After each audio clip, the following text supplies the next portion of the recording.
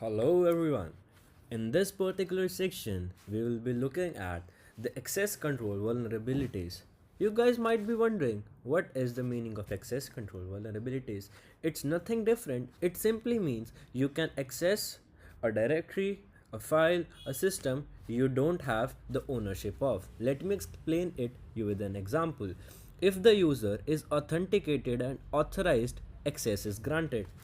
He is a legitimate user. Access control denies the access.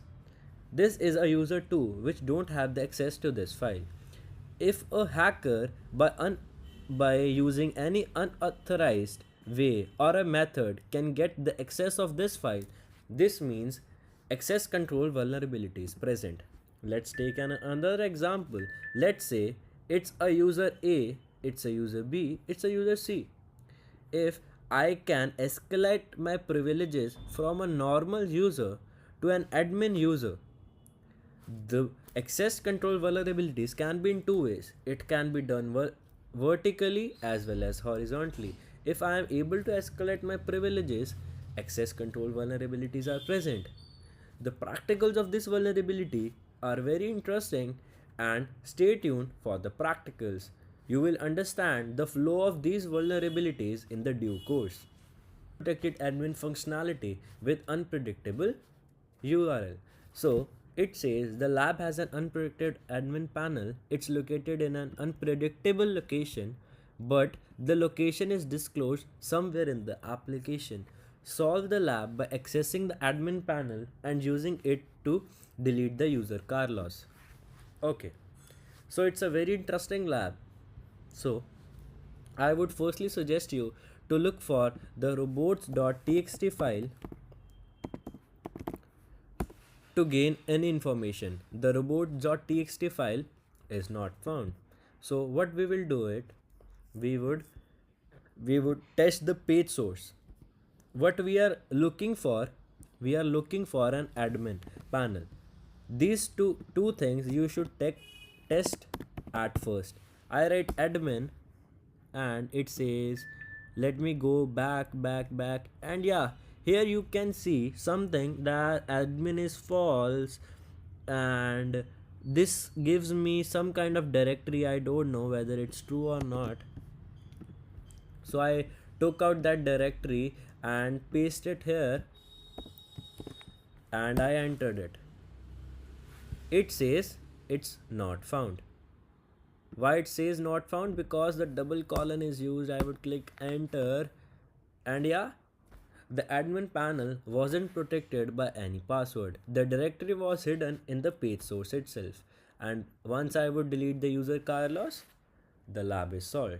This was the basic example of a access control vulnerability. We will do an advanced testing of the access control vulnerabilities. Let me turn on the lab. It says it's only accessible to the logged in users with a role ID of 2.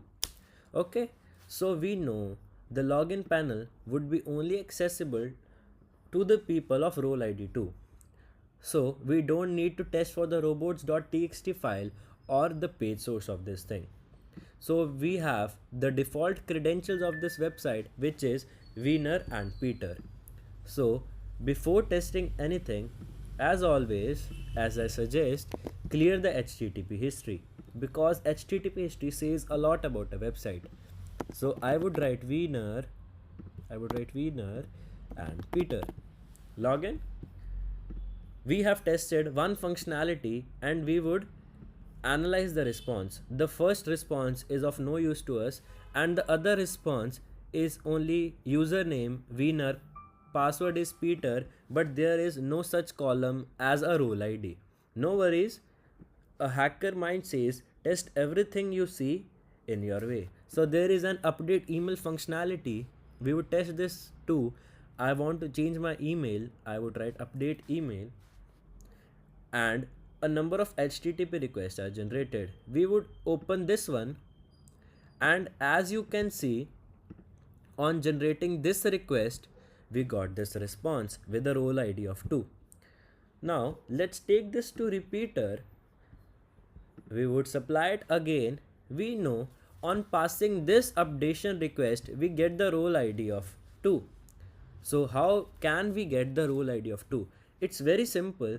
When we want something into the response, so we need to add it in the request as well. See, I put a comma out there, a role ID, and I want it to be 2. As we have been already told that the admin panel can be only accessed by people with the role ID of 2. Once I click on send, the role ID is 2.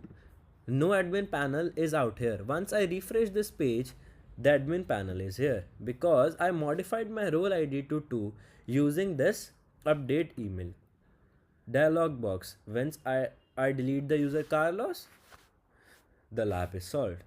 This was an advance of access control vulnerabilities where we escalated our privileges by using a vulnerable functionality. Thank you.